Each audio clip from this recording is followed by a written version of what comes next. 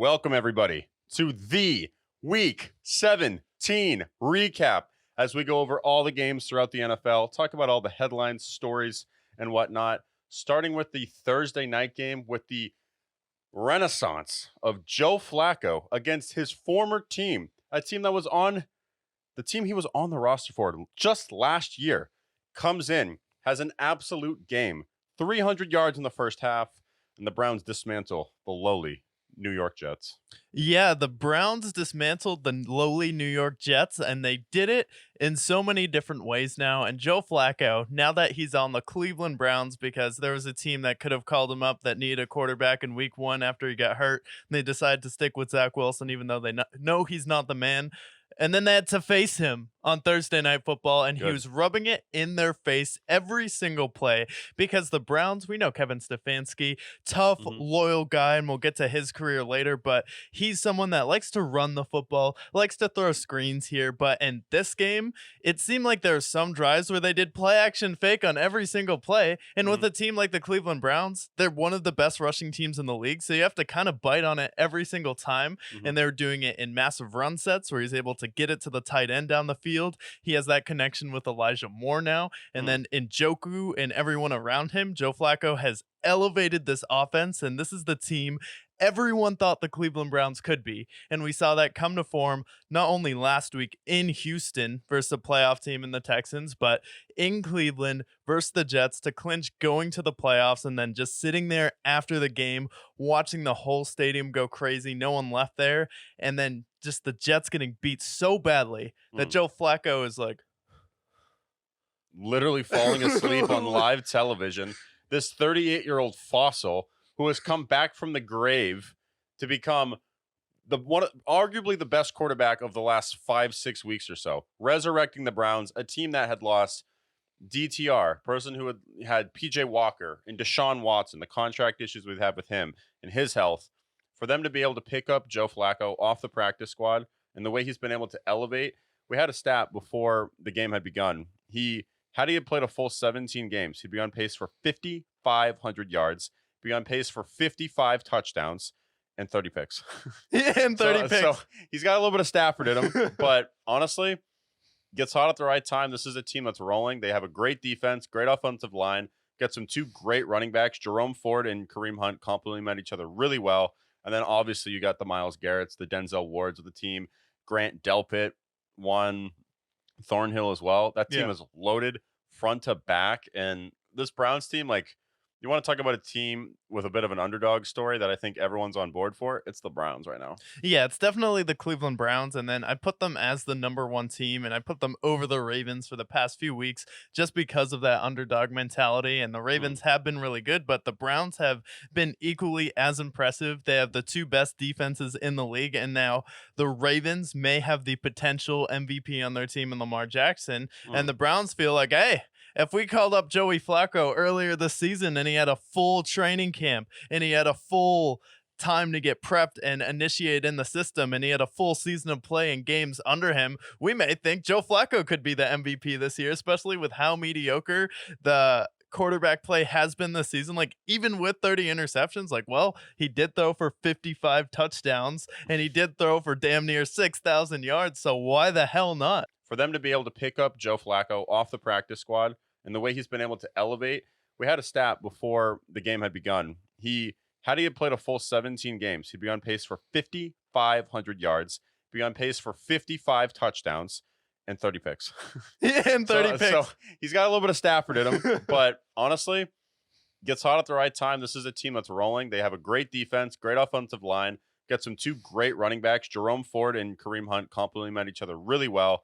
And then obviously you got the Myles Garretts, the Denzel Wards of the team, Grant Delpit, one Thornhill as well. That team is loaded front to back. And this Browns team, you want to talk about a team with a bit of an underdog story that I think everyone's on board for? It's the Browns right now. Yeah, it's definitely the Cleveland Browns. And then I put them as the number 1 team, and I put them over the Ravens for the past few weeks just because of that underdog mentality. And the Ravens have been really good, but the Browns have been equally as impressive. They have the 2 best defenses in the league. And now the Ravens may have the potential MVP on their team in Lamar Jackson. And the Browns feel like, hey, If we called up Joey Flacco earlier this season and he had a full training camp and he had a full time to get prepped and initiate in the system and he had a full season of play and games under him, we may think Joe Flacco could be the MVP this year, especially with how mediocre the quarterback play has been this season. Like, even with 30 interceptions, like, well, he did throw for 55 touchdowns. With that being said, Jets make a massive mistake by not calling up Joe Flacco. And Joe Flacco said he was waiting for their call. Do you think the Jets would have made the playoffs if they signed Joe Flacco, or do you think it is Kevin Stefanski being potentially the coach of the year, first playoff team to make it after starting 4 different quarterbacks to the playoffs? And with his offensive line and schemes and just having the wherewithal to get someone like a Jim Schwartz and elevate that defense? Or do you think with the Jets' issues, it's much deeper than just maybe Zach Wilson and Trevor Siemian? I think it's a lot of it. I think a lot of this credit does go to Kevin Stefanski because, like we mentioned, we have that great offensive line. We have Jerome Ford, Kareem Hunt. We have the weapons there. And you go to the offensive coordinator for the Jets, Nathaniel Hackett. I don't trust the way he would have been able to play around Joe Flacco. I feel like you would see a lot more interceptions. Plus, their offensive line's bad. You have Brees Hall there. He can run. He's great. You have Garrett Wilson. But if you can game plan around containing Garrett Wilson, the receivers outside of him are Adam Lazard, Randall Cobb. Yeah. And the tight ends, too. Yeah, you got Tyler Conklin. Tyler Conklin's fine, but it's like I definitely think that we'd be telling a much different tale had they had signed him. I'm glad he waited because now he has a chance to potentially have a statue outside of the dog pound. Yeah, he would definitely have a statue outside the dog pound if he made it even to the conference championship or just won a playoff game again for Cleveland. And I'm pretty sure they're going to beat the Jaguars in the first round. Then once you get to Baltimore after that, can you sneak up on Baltimore? You have more momentum going after maybe they come out a little bit flat after a bye, which can happen if you're the 1 seed and you get that first round bye. So yeah, or you face off against the Kansas City or Buffalo in the second round if maybe Miami or Indianapolis or the Texans win a wild card game in the first round there. But with Joe Flacco being the 4th quarterback for the Cleveland Browns this year, we were diving into Kevin Stefanski during this game, and then we went over his career. Pretty much started from the bottom at Minnesota. He worked there for 13 years. It was the only organization he had been with before he got hired by the Cleveland Browns. But how impressive is it to have 4 different quarterbacks and to keep your team engaged, to keep that defense involved, and then to keep your team's morale high enough where when Joe Flacco walks through the door, you're ready to take that next step and not morally defeated? Yeah, I think it speaks to him. I know he already has a coach of the year. He had the coach of the year, I believe, in 2020. Them being able to win that playoff game with Baker Mayfield, how big it was for that organization, kind of turning a page for how bad they were for really since they were brought back from the in the expansion league. But I mean, between losing Nick Chubb in week 4 and then losing pretty much a third of your roster has gone down to injury, going on the IR. And then you mentioned the quarterback situation. You mentioned Amari Cooper being banged up. Elijah Moore was out in this game. Like, all of these different injuries that have occurred, and they're still able to win. Like, I think him being able to scheme, him having Jim Schwartz has been a big hire for him. Like, not only just him being a great coach, but also the way he's able to surround himself with not just talent on the field, but also the personnel around him. Yeah. Because being able to have someone like Jim Schwartz, who has already been a head coach in the NFL, who is a successful head coach, that is, and then him coming in as a DC, being able to kind of take over that defense and elevate what was already a decent defense before, and they bring him to that next level. I think it speaks to him as a man. It speaks to him as a coach. And I think that's why the Browns they're probably the scariest team in the AFC right now. Because the Ravens, we know what the Ravens are. The Bills, we have our questions. The Dolphins, a lot of questions there. The Jags, the Chiefs, like every other team outside of the Ravens are extremely questionable. Yeah. But then you have the Browns. You know what we can expect from them. You know they're going to probably have a turnover or two, but you're also going to get another one back on the defensive side of the ball. They're also playing with house money, though. Mm-hmm. When have you had a team this good that has this many excuses to lose a playoff game? Like, you have a roster this good that you would have had multiple times where you could have said, if they didn't make it, I understand why Nick Chubb goes down. Deshaun Watson not maybe panning out yet. He's been injured, but let's see him get accustomed to the NFL and play a full season, and he might not. And then you have him eating up the cap there, and then you have PJ Walker. I mean, XFL MVP. Okay, if you don't make it, that's fine. DTR needs CPR. Okay, if you're not winning games, that's fine. Then you have Joe Flacco in here, and then no one expected anything. They're like, oh, that's weird. The Browns signed Joe Flacco. And then I was like, huh, that's really interesting. The Browns signed Joe Flacco. I think that could be someone that helps him because I think he's a lot better than the other three quarterbacks that have played so far this season. Mhm. And then when you're in the playoffs with Cleveland, Cleveland isn't expecting a Super Bowl. Cleveland just is happy to be there because they don't get to see their team that often play past week 17 or 18, depending on what time it was the NFL, how long the games were. But like Cleveland's like, we're just happy to be in the playoffs. Mhm. And then we have all the excuses not to be there. So we're playing with house money. All the pressure is on the Baltimore Ravens. They have the MVP on their team. They're going to be the 1 seed. They have home field advantage. So all the pressure is on them. And then they can just go out there and play freely. That's an amazing gift you have, especially going into the playoffs. Now, I've heard a lot of comparisons with Joe Flacco and the run that he's on, and they're comparing it a lot to the 2017 Nick Foles Eagles Philly special. Do you think that this is a team? I personally think that their roster is better than that 2017 Eagles team, but do you see a scenario where not only does he potentially win the Super Bowl, but goes on one of those elite runs, kind of like what we saw with the Giants in the 2010s, kind of what we saw with that Eagles run? Do you see the similarity there in like Yeah. how that would kind of mend with each other? Yeah, because it's a perfect year for it because the Kansas City Chiefs are kind of flailing a little bit here. All the pressures is on the Baltimore Ravens, so you have the advantage in that game, at Mhm. least expectation wise, so you don't have as much pressure there. And then if you get to the Super Bowl, most likely against the San Francisco 49ers, they can't beat anyone from the Midwest, so you already have an advantage there. And I think Joe Flacco would be a lot more confident, calm, cool, and collected than Brock Purdy would be in the Super Bowl. And I think it's safe to say that Joe Flacco would definitely be the better quarterback in a Super Bowl matchup than Brock Purdy. And Mhm. he's one of those guys who can just get crazy hot. He's in the same category as a Eli Manning and Nick Foles. So that comparison is definitely real. And then they also have, say, a play like the Philly special. They have the trick plays in their bag as well. Because Stefanski's offense, there's always some motion, there's always some screens, and then there's always some cool end around trick plays there that they always have up their sleeve, a la Philly special. And I was just pulling this up here because I was curious because I realized, how obviously Joe Flacco's been in this league for a long time, but you've also seen him. He won a Super Bowl with the Ravens, but then he was also in several AFC Championship games with them. We Yeah. had that, game against the Patriots with that Billy Cundiff missed field goal. He's 10-5 in the playoffs. He has a better playoff record than Aaron Rodgers. How's this playoff record?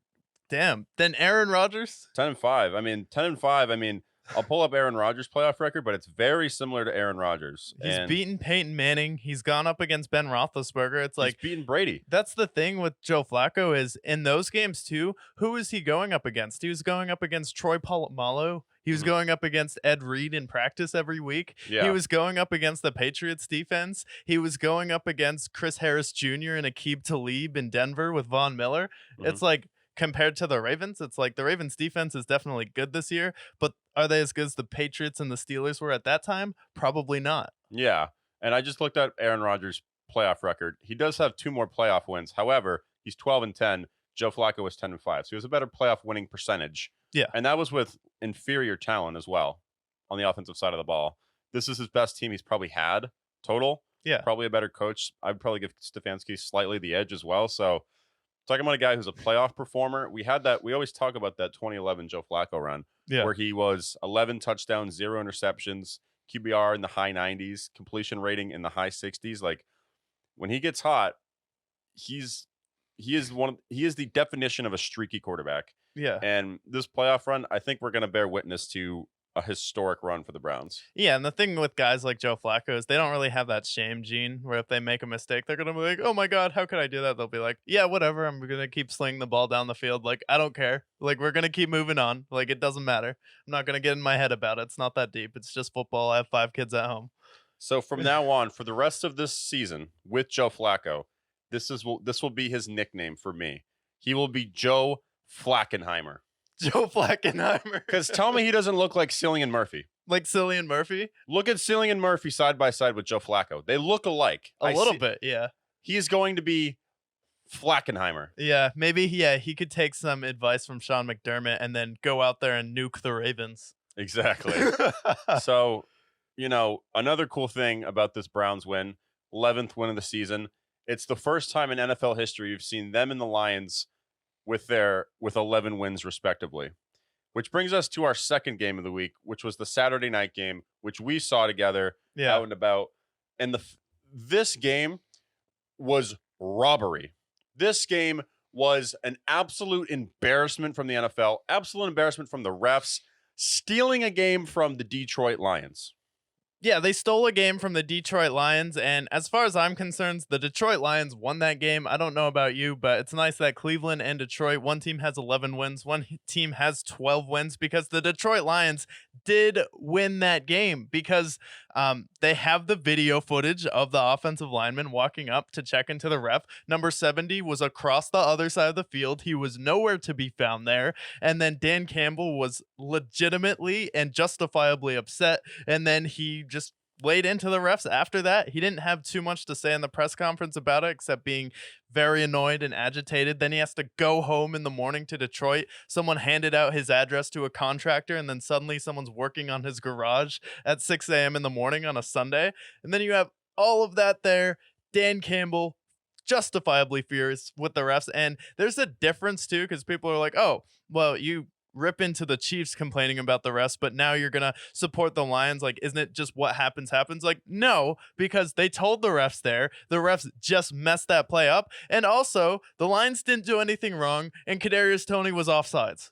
Yeah, like the Lions have a right to be upset. Patrick Mahomes saying like, "Oh, Travis Kelce won't have a Hall of Fame play." Like, well, what about Taylor Decker? He won't have a Hall of Fame play either. Mm-hmm. No, and this is completely different because for the Chiefs, they were genuinely offsides. You could see it right there. Like, yes, they were wrong. You can actually see the Lions offensive lineman going to them saying, I'm reporting as a wide receiver, goes back to the line. And this is where, ever since, we've talked about this before, ever since Vegas and the NFL have merged, there's been very strange occurrences. And this one is an inexcusable thing that we saw here. You saw them report, you saw them line up, everything was good there. They scored the touchdown. Everyone was rejoicing. We were happy, 21-20, going for it. The Stones going for it. Everything good there. Yeah. And then about a minute and a half later, there's a flag all of a sudden. This is where my tinfoil hat comes on. And I'm like, this game, we talk about it being robbed, but it's like genuinely, we saw what we saw with the Seahawks game with the Cowboys as well. We have this game, which is another prime example. Think about what this win would have meant for the Lions as they go for the 1 seed, and what this means for the Cowboys had they have lost. It would have been their third straight loss. They would have been pretty much in that. They still would be competing for that division, but it'd be a much different race. And then think about what this win does for the Cowboys. Now they're the 2 seed. Now they're going to face the lowest seeded team. They're going to face a team like the Packers or a team like, I don't know, one of those teams that are in the mix. And now the Lions are pretty much locked into that 3 seed. They're going to face the 6 seed, which could be the Rams, who are the hottest team right now. Yeah. And like, do I think the Lions can bounce back and be fine? Sure. But like, if I'm like, this is equivalent somewhat to the extent of the pass interference call by the Saints in 2018. It's an obvious bullshit call that they didn't. It's a robbery. The Lions should feel like they were robbed of a win there. Yeah. And seems like the NFL is definitely pushing for the Cowboys to be big this year, but like, if you're the Cowboys, can you even take this as a victory? Like, no. I feel like there's no way that the Cowboys legitimately won this game. And I feel like for the Lions, now they're probably going to have to, guess what, go on the road to Dallas if Dallas gets the 2 seed and play them. But if I'm Dan Campbell, it's like, hey, Jared, you had 2 picks in this game, and then you failed us on that last drive where you threw that interception. However, we just gave up a field goal there. Our defense is playing the best it's played all season, and despite you having 2 interceptions, you went out there, led us down the field, and then I had the confidence to go for it not once, not twice, not just 3 times. They went for 2 there, and I really like Dan Campbell going for 2. It's like, okay, it'd kind of be demoralizing if you have to settle for the extra point, especially at that 2-point conversion there. So I like that the Lions just want to go for it there. And then with this, it's Dan Campbell can be like, guess what, guys? This team averages 40 points on the road or 40 points at home, and then they're terrible on the road. So we went into their house, slowed them down, and then every play, we had 3 plays where Dak threw the ball to CeeDee Lamb that resulted in turnovers. There's an interception, there's a fumble, and then CeeDee Lamb fumbled the ball out of the end zone, which ended up being a touchback. And he's like, okay, if we don't slip on that one play, we end up winning this game. And Dak Prescott, I'll give him credit, makes a great play, escapes the pressure, saves the safety, and then the corner just falls down and CeeDee Lamb gets a wide open touchdown. You take that play away, though, the Lions probably win this game going away in Dallas. So there is, hey, we did get screwed over, but there's also we have a massive chip on our shoulder. If we thought we're the team, well, guess what? The NFL is against us. The NFL gods are against us, and we're just going to put that massive chip on our shoulder, go right back to Dallas and kick their ass next time we play them. Because the Lions showed, like, hey, we're actually a better team. The Cowboys offense did not look that dynamic in this game. No, it didn't. It's CeeDee Lamb or bust. And CeeDee Lamb had a great game. And even if you took out that massive 92-yard touchdown, he was all over the field. And CeeDee Lamb's been incredible this year. That's well documented. But outside of CeeDee Lamb, what else was there? Tony Pollard didn't get it going. Yeah. Brandon Cooks didn't get it going. Jake Ferguson was nowhere to be found. It's like, who's the rest of the offense? Without CeeDee Lamb, God forbid CeeDee Lamb were to get banged up, or God forbid, one of their top corners could shut him down for a game. They don't have an offense after that. It's CeeDee Lamb or bust. And I know Dak Prescott's a capable quarterback, but at the same time, like, when you're competing with a Lions defense that has that chip on their shoulder, Dan Campbell said that after this game was propane for the fire that's within the Detroit Lions. So they're going to go in there. I would love, and I pray that we're going to see them face the Cowboys in the second round, because that game, all the animosity that the Lions must have at this point, to go out there and beat them in the playoffs at this point, that'll justify things. Yeah, the Cowboys don't deserve to get to the second round. I just hope the Packers make it, and then Aaron Jones runs all over them, and they lose to Jordan Love, because that'd be hilarious. But yeah, I hope we get a rematch, because with this game, it's like with the Lions, they're like, oh, we hung with them. It was supposed to be the big bad Cowboys. They averaged 40 points at home.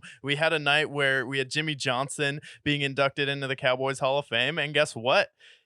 Jared Goff had a bad game through 2 interceptions. Probably not going to do that the next time they play. We have a great shot at beating them. So for this, this is a massive moral victory for the Lions, and should have been an actual victory, because if you just win, play a kind of a game, you get away on the road, you get that 2-point conversion, you're not going to be as motivated to go in there and kick their ass the next time. The Cowboys are going to be like, oh, we played a bad game. We hung in there with the Lions. We normally drop 40 points at home, and they would be at least a little bit more motivated to come out and beat the Lions. So I think it's going to be a crazy matchup and a lot of venom, especially if they rematch.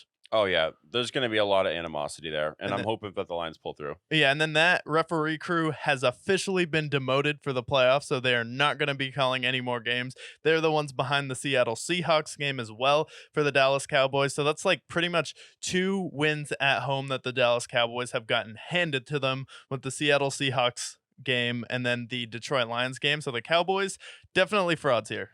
Definitely frauds. You just lost to the Dolphins, who lost to the Ravens by 50. Yeah, and that's a good game to pivot to. Ravens win 56-19, shuts down the Dolphins.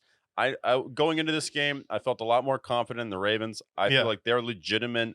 They should be legitimate favorites in the AFC with how great their roster is. Lamar Jackson had a masterclass game, perfect QBR, solidifies himself as the MVP. And then the Dolphins, on the other hand, just couldn't get anything going. Yeah, the Dolphins couldn't get anything going. And then there are like some people that are like, oh, yeah, I can't wait to see the Dolphins in the playoffs. I love Mike McDaniels. I'm like, why? Every time the Dolphins play a big game, they get their ass kicked, whether it's at 1 o'clock, whether it's on national television. Oh, sure, you beat the Dallas Cowboys, who can't beat anyone on the road unless it's the Washington Commanders or the New York Giants. Congratulations, you beat the Dallas Cowboys at home. And then that was a game where there's a fluky play on special teams, and you could have also lost that one. So it's like, I'm so glad that that was the first team you beat, and then you've also beaten the Buffalo Bills. Outside of that, they can't beat any winning teams. Tua looks lost anytime he plays a good defense versus this Baltimore Ravens team. Every time he threw the play over the middle, trying to force the ball to Tyreek, yeah, versus Baltimore, versus Cleveland, versus Mhm. Kansas City, that's Mhm. just not going to fly there. And then also, my main complaint with the Miami Dolphins are people like, oh yeah, their run game is so good. I'm like, yes, when it doesn't need to be good and you're already blowing out a really bad team and that Mhm. defense is demoralized.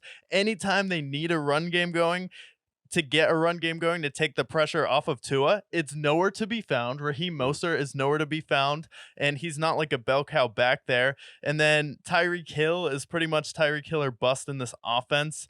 And yeah, Tua's just turning the ball over, and then the Ravens at home. I thought they could potentially have a upset because they're coming off that massive win in San Francisco, but apparently Lamar Jackson heard that no one wants the MVP this year, and it's been changing week to week, and he decided, all right, if no one wants the MVP, let me go out there versus the Miami Dolphins, who are challenging us for the 1 seed after they can't beat a winning team, and I'm gonna not run and pass for 5 touchdowns. I'm going to go out there and throw for 5 touchdowns. Normally, I Mhm. would say Lamar Jackson had 5 touchdowns. You'd be like, oh, that's nice. He threw for 2 and he ran for 3. That's awesome. Mhm. Nope. Lamar Jackson's like, how about Isaiah Likely being a monster? How Yeah. about Odell Beckham Jr. looking like Odell Beckham Jr.? Say Flowers. Yeah, how about Zay Flowers showing up here? How Mhm. about even Nelson Aguilar having a small contribution? Yeah, and he had more touchdowns than incompletions in this game. Absolutely put on a clinic, and I think it's all but certain now he's going to win the MVP. And I'm really excited. I talked about this last week with this Ravens team.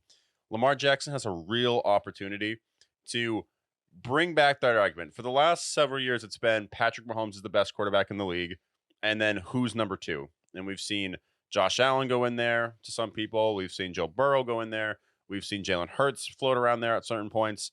But Lamar Jackson, if he goes in here, he wins his second MVP and he wins a Super Bowl, he's going to have what no other quarterback other than Patrick Mahomes has, which is, first of all, the eye test, which I think Patrick Mahomes obviously has. He has a chance to potentially surpass Patrick Mahomes, I think, if he can win that Super Bowl and then can start to have more playoff success in the next 2, 3 years with the defense that he has, with the weapons he has. He has an opportunity to make the argument there again, because I Okay. think Patrick Mahomes, he's been the surefire, best player in the league for about the last 3 or 4 years now. Yeah. And now with Lamar, he's got the running ability that Patrick Mahomes doesn't have. He has the eye test. Him and Lamar have gone hand to hand several times, and it's been a duel. So the only thing that he's missing, it's not the accolades, it's the playoff success. Go out there, win a Super Bowl, go out there next year, at least make it to a title game. It's like, I think we can start to have that conversation again. And then he would also solidify himself at number two. Yeah, and then that's just he has to do it this year, but I think there's a really good chance for him to do it. I just think right now I would still pick Cleveland to beat Baltimore, but I think it'll be a really interesting matchup when they face up. Hopefully it's the conference championship and not the divisional round. Really rooting for an upset for the 6 seed or 7 seed just so we can avoid that matchup. But yeah, I think that would be pretty special to see, especially with Lamar Jackson. I've always defended him. I've always thought that he's been better than Josh Allen, especially at his peak. And then it Hmm. seems like he's a lot less spazzy than Josh Allen. Josh Allen seems like he can kind of get in his own head and then kind of panic a little bit, where I've never seen Lamar like flat out just on the field panicking, like on Hmm. his bench. And Hmm. then Lamar Jackson is also like, who's his Stephon Diggs? Yeah. Like he's never had a dude at wide receiver. And then as great as Odell Beckham Jr. has been, he's still a liability at the start of the season. So we're still a little bit of uncertainty with the Baltimore Ravens, and then a new offensive coordinator who wants to show Lamar Jackson's passing ability. People for some reason still don't think he can pass the football, which is just crazy to me. And Ludicrous. then you saw it like usually like week 11 I talk about how when you get a new offensive coordinator, you're on a new team. That's like when the Tampa Bay Buccaneers started taking off. That's when most teams, when you have a new player, start to really get in a groove with that system. And then you just saw since week 11, the Ravens have opened up the playbook, and Lamar Jackson's just having a great time throwing the football too. Yeah. And it seems like his running is a lot more, it's less him running downhill and more him kind of, I don't know. I'm not going to compare it to him running like Patrick Mahomes necessarily, but it's similar where he's avoiding trying to get hit. He's Yeah. going making those big shots. And I also think that the way he's always looking down the field rather than before it was always first read, take off and run. And Right. now his runs are a lot more intricate. He'll still have those big runs that you'll see from time to time, Yeah. but he's more of an improviser now than he is a scrambler, which I think has benefited him a lot. Yeah, well, he's smarter now because it's his 5th year in the league, I believe, 4th or 5th. So he's Mhm. had those repetitions. He's had that time in practice. And it seemed like a new offensive coordinator has really benefited him before because their offensive coordinator just wants to run the football. And then there's also a lot of designed runs for Lamar Jackson, which I never like designing a run for your quarterback unless you really, really need to do it and it's a playoff game. You're seeing a lot less design runs there. And Lamar Jackson, you mentioned it, he's scrambling around, looking down the field a la that Jacksonville Jaguars play where he just scrambles, fades, throws the football. Everyone's like, what are you like? This is insane. You can't Like, stop it. you can't stop it. And he's making Patrick Mahomes like type plays now and then just not looking to run it. And I think being injured the past few years probably really weighed on him that he hasn't been able to be there for his team, especially NFL. It's more than any other sport since you have so many guys in that locker room. It's a brotherhood. And when you can't Mhm. be there for your brothers, especially Mm. Lamar Jackson, it probably ate away at him. So he's definitely been a lot more smarter and a lot more calculated this season, especially passing the football. So I'm excited to see him get another MVP. And I think he would probably be able to get 4 MVPs if he wins it this year. But with that, if you get the 1 seed, you still need the Super Bowl. Yeah, I think if they don't, I think they're gonna probably make the AFC title game. I think it's almost a certain at that point. Assume unless they don't run into the Browns, then that's a team I think will give them trouble. But I think any other team, I think the Bills they can take care of. I think the Dolphins they clearly show they can take care of the Dolphins. The Yeah. Chiefs I think they can easily take care of at this point. The Jags if they even make it there they can take care of, and then any of the wild card teams outside of the Yeah. Browns. Really, the only thorn in their side is going to be the Browns at this point. Yeah. Do you remember when the Ravens were like, hey, does anyone want Lamar? If you want to talk to him about a contract, be my guest. And the Saints are like, no, we want Derek Carr. The Hmm. Falcons, we want Desmond Ritter. We think he's a great quarterback, out of the great city of Cincinnati, Ohio. And then the Panthers are like, we'll take a shot on Frank Reich and Bryce Young and then make Bryce Young literally miserable and Hmm. hate his life. And then who else was there really? I don't think there's anyone else really interested in Lamar Jackson, especially in a year where Lamar Jackson's the best quarterback in the league and no one was like, yes, that's a guy that could really turn around our franchise. Like, are you Well, kidding? I mean, there was rumors around New England that they were interested in him, but they had Bailey Zappi. Yeah, so So, I mean, now they had that Bills game with the Patriots. I mean, Bailey Zappi almost made some plays and wasn't quite Lamar Jackson level, but man, would yeah. you rather have him or Drake May or him and Jaden Daniels or Caleb Williams? Yeah, Bailey's happy, I know. And then like with this Patriots game, it was just funny to see Mac Jones like pissed on the sideline. It was like there's a turnover that Bailey Zappi had, and Mac Jones was legitimately upset. And I think he put his helmet back on and was pacing up and down the sidelines. I'm like, dude, why are you such a loser? Like, honestly, at this point, it's like I don't usually like attacking players, but you had your chance earlier this season, and Played Bailey terrible. Zappi has been better, and the team has won more games, and it's actually looked like an offense when Bailey Zappi's on the field, and then Mac Jones has this archaic idea in his head that he's going to be this legendary quarterback from Alabama, and he's going to follow in the footsteps of Tom Brady, and then none of his teammates like him.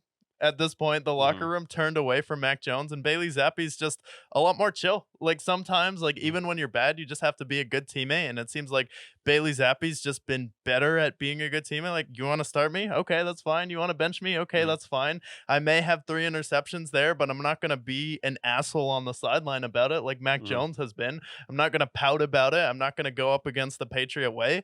And then Bill Belichick in this game coached a pretty good defensive game. I mean, mhm. Josh Allen was able to get it done, but it was still 3 turnovers and it was still 21-27. And when I saw Jalen Rager get that kick return, I was like, Here huh, we go. here we I go. actually thought the Pats were going to win it at one point because of that. And then I just find it so funny that Jalen Reagor's the Patriots' #1 receiver right now.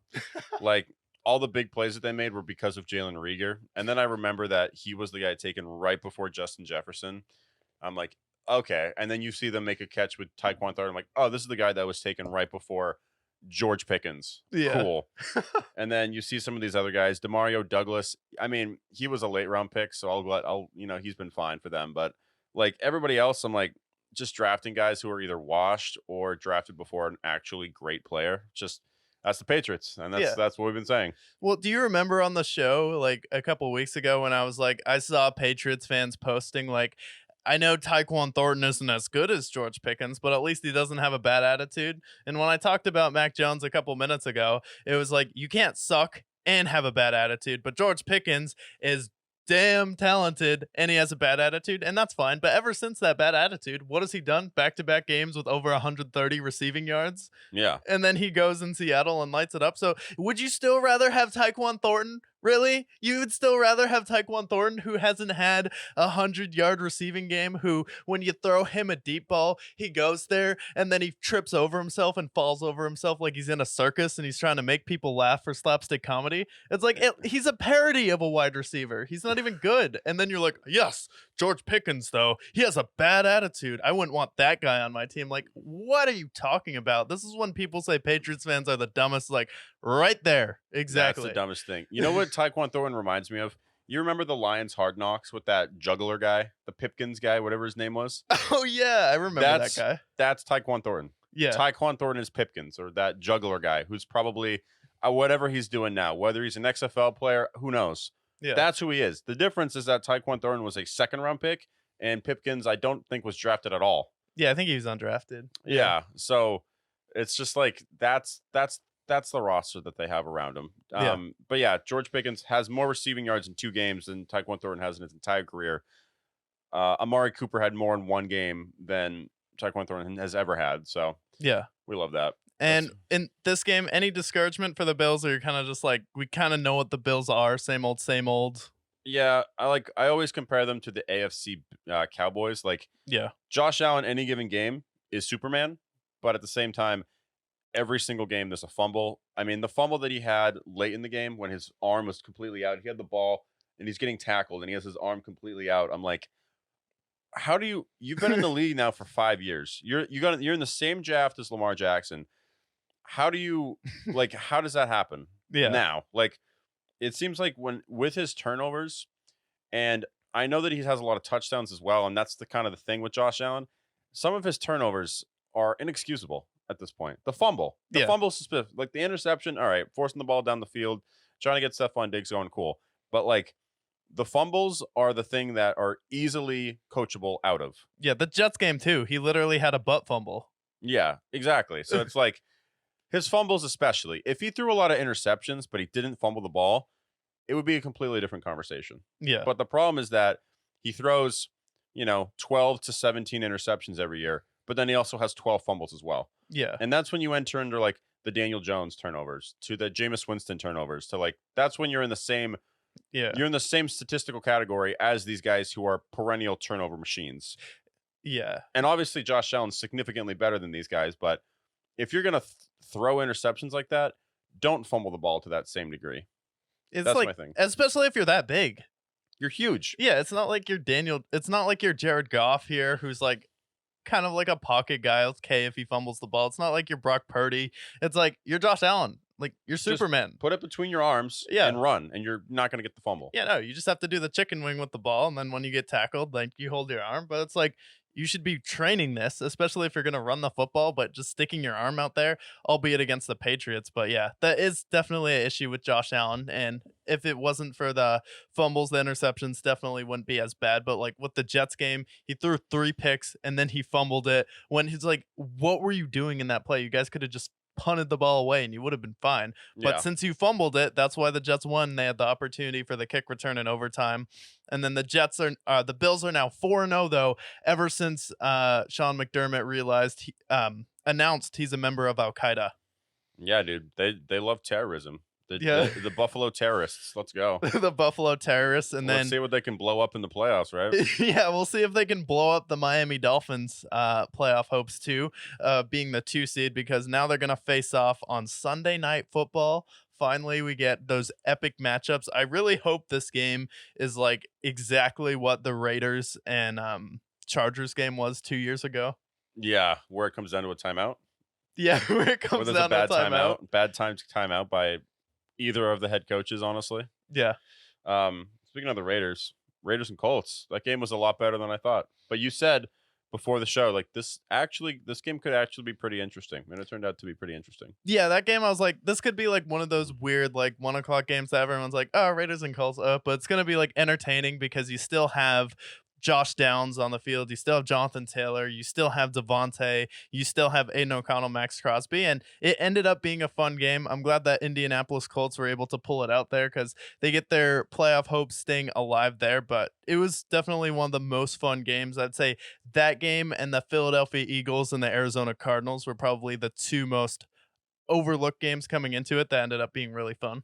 Yeah, I mean, credit to the Colts now. The Colts now have a win or go home game next week with them against the Texans. So I'm excited to see them. Who do you prefer to see in the playoffs between those two guys, between the two, Texans or Colts? Oh, if the Colts had tanked, if the Texans had Tank Dell, I would definitely say Texans because it's tough though because you have D'Amico Ryans and you could argue that the Texans defense is better, and then it comes down to would you rather see not Kevin Stefanski, Shane Steichen's firepower and offense in the playoffs with the Indianapolis Colts and Gardner Minshew, or would you rather see maybe a better defense and a slightly worse offensive weapons around CJ Stroud, but you also have the best rookie so far this year and one of the best quarterbacks coming out of the draft. So it's like, do you want to see CJ Stroud versus Tua, or do you want to see Shane Steichen versus Mike McDaniel or the Buffalo Bills? Hmm. That's a tough one. It's a tough question. Because I think they're going to end up being the 7th seed, right? I think the winner will become the 7th seed, most likely. Yes. And then the Dolphins will fall to 6, I believe, potentially. So it would be who would you rather see? Like for me, I would rather see the Colts match up against the Dolphins, but and I think they would be a better matchup for the Bills just because of the run game and what they could expose there. But it's like, do you think the Texans would be a better matchup for the Dolphins or the Bills? I think the Texans would be a better matchup for probably Buffalo. Yeah. I don't know. It depends on what we can see from CJ Stroud. I think the Texans would be a good matchup for the Dolphins because they do actually have a pretty decent secondary. Derek Stingley has really stepped up a lot, and I think that they could game plan pretty well, especially because Mike McDaniels and D'Amico Ryans were in the same room at one point. Oh, yeah. So I think that, plus, I mean, we saw this Ravens game. We have tape on how to stop the Dolphins. I think the Dolphins are fraudulent. I think they'll be first-round exits personally. Whether they're the wild card or the division winner, I think they're going to lose. But they're going to go in there, and I think I would take the Texans because ultimately it comes down to star power. And like CJ Stroud, even though he doesn't have Tank Dell, and even though his weapons are not great, he goes out there, he puts up a fight against either of those two teams, and I don't know, maybe potentially upsets them. Yeah, for me, it's like I think the Colts offense is definitely better, and their defense has like at points it can get shredded, and that would be my only worry with them. And then it's like, okay, I trust CJ Stroud to rise to the occasion and be clutch there versus either the Dolphins or the Bills, because I think he's better than both of those quarterbacks at this point, especially with the weapons around him. Or it's like, do you want to see the Colts get shredded? And then is Gardner Minshew going to rise up? Because if he goes to Buffalo, it's a tough environment there, especially in the Bills. But also Jonathan Taylor, Zach Moss could have a massive day. I've seen Jonathan Taylor single-handedly beat the Bills before. Yeah, I think the Colts, I don't know. Gardner Minshew would be fun. He would be a lot of fun. But at the same time, I think that I just don't trust their defense. I think the Dolphins could beat the Colts in that game. I think that I just don't trust their secondary as much. But I think it'd be hilarious to see Buffalo win and everyone gets psyched about Josh Allen, like putting him in the MVP conversation, and then the Texans just go to Buffalo and CJ Stroud knocks him off in the first round. I think that would be ideal for me personally. And then you see Kansas City potentially get knocked off by Miami in the first round would be fun too. Yeah, I have a feeling they'll beat the Dolphins, but those two teams, the Chiefs, I feel like that could be a good game to pivot to. Is that Bengals game? Because very gritty game. At one point, the Bengals were ahead. Jake Browning made some big plays. Joe Mixon was all over the place in this game. The Chiefs did prevail. Are you confident in the Chiefs more now after this game, seeing Rashid Rice and how he stepped up in this game? Or are you still kind of worried about the Chiefs? I was kind of confused why the Bengals couldn't stop Rashee Rice. I'm like, seriously, you just let them toss the ball to him and then he gets 20 yards every time? It's like, that seems way too easy to stop, especially if you go up against a team like Cleveland or Baltimore. It's like, am I confident in the Chiefs offense at this point? Like, no, not at all. It's like you get that one big play from Isaiah Pacheco. Travis Kelsey still doesn't look like himself. So it's like you've gone neck and neck versus the Bengals each year with Joe Burrow there and then having a better receiving core. One of those times was with Tyreek Hill. The last time was without him, but also is without Cincinnati having an offensive line. And then Jake Browning is limited. So it's like against the defense like the Chiefs, it's like he's not going to be able to get his guys the ball. You know who can? Joe Flacco. He would tear that defense apart. Lamar Mhm. Jackson would tear that defense apart. And then the Ravens and Browns defense would also tear this Chiefs offense apart. And it's like I haven't seen enough of a consistent run game for the Chiefs to think that Myles Garrett or Patrick Queen, Roquan Smith won't be able to do enough to stop Kansas City. And I haven't seen enough from Travis Kelsey. Is he just saving it for the playoffs? Because I haven't seen him look like himself all season. And Mhm. then if we just have to stop Rashee Rice, okay, money in the bag. Yeah. And then also the refs were in their pocket this game too. Clear offsides this game where they stopped the Bengals on that last play there, but the Chiefs lined up in their neutral zone. Like, what are they supposed to do? Yeah. Yeah. I don't think this game made me feel better. I do think that Rashid Rice, I'll feel better about Rashid Rice next year, but they Yeah. got to go out and get somebody else because, like, it's a great story. I'm glad to see him kind of develop as their number one, but who's a better, like, let's go through the playoff teams potentially. Who's a better number one? Whether it be Odell, Zay Flowers, any of those guys compared to Rashid Rice. I'm going to take any of those guys. Yeah. The Bills, Stephon Diggs. Come on. Tyreek Hill. Come on. Yeah. We go down the line. Jags, Calvin Ridley, Christian Kirk, whoever it might be. Come on. Texans, Nico Collins, I'll take over Rashee Rice at this point. Yeah, And it's honestly. Amari Cooper, Elijah Moore. It's like we can go down the list and we get the point, but Michael like Pittman. and it's like their offensive line still hasn't been as good. So it's like we know what to expect. We're gonna get a drive where Rasheed Rice makes a play. We're gonna get a drive where Travis Kelsey makes a play, and we're gonna get a drive where Isaiah Pacheco makes a play. And then it's like, okay, that's 21 points or a field goal. And the Chiefs weren't particularly impressive in the red zone. The Bengals were able to hold them down this game. And Mhm. it's like at home, the Kansas City Chiefs, like 25 points for a Chiefs offense with Patrick Mahomes is still not very impressive. Yeah. Like I expect these games are usually like 28 to 31, 35 to 37. It's like a close one score game where both teams are getting into the 30s. They didn't have that in this game and Jamar Chase is still banged up. Yeah. Yeah. It's been strange to see them here. And I definitely think this is the year that we're going to see the Chiefs go down in the first round. Yeah. With who they match up with. So, And it's um, like they've just been whiny this year. Like the vibe hasn't been there. And then the fact that Chiefs fans are blaming Taylor Swift now for the Chiefs' downfall. It's like ever since Taylor Swift has arrived, like it's basically been a clown show mhm. in Kansas City. It's like it makes it feel like an NBA atmosphere. Yeah, I think there's something there because when did they start dating? Like week 5, I think something like that. Yeah. And ever since then, it's been less about the game and more about the headlines, more about Yeah. shit in the news about them with Taylor Swift. Tony Romo calling her Travis Kelsey's wife on the broadcast by accident. Yeah, it's just it. This is definitely a down year for him, and I don't see them flipping a switch. It kind of reminds me of like the Warriors last year, Yeah. where they don't look particularly great in the regular season. They kind of slumber in, they make the playoffs, and then like yeah, they beat the Kings and they made the play. Maybe and then maybe they win a playoff game here. Maybe they beat a team like the Dolphins, Yeah. but like you go off and you face a team like the Lakers, or you face a team like the Nuggets, or you face like a real team. It's just you can't. You're not. It's not your year. Yeah. And you're not going to have home field either. Yeah. So, So you're gonna go away. You're gonna face a team like the Ravens, who face a team like the Bills potentially, and I think this is the time where we'll see a Josh Allen, potentially beat the Chiefs. yeah, I mean, I hope not. I hope Josh Allen gets the 2 seed and ends up losing to Houston or Indianapolis, and then we see the Chiefs and Dolphins. But I really want to see, I would rather just see like Cleveland versus Kansas City in the second round and then see Baltimore versus Indy or Houston. That'd be cool. Yeah, that's my ideal matchup. But like the Chiefs don't feel the same. There's the injuries are starting to pile up on the defensive side too. So it's like the defense was their sticking point this year, and it's like, well, Jake Browning looked fairly comfortable in the first half versus you. Yeah. That's not a dominant defense. Where when he played Cleveland, when he played Pittsburgh, he looked very uncomfortable versus both of those teams. hmm Let's pivot to the Falcons and Bears game. Had some big plays from Justin Fields. The Falcons did nothing on offense.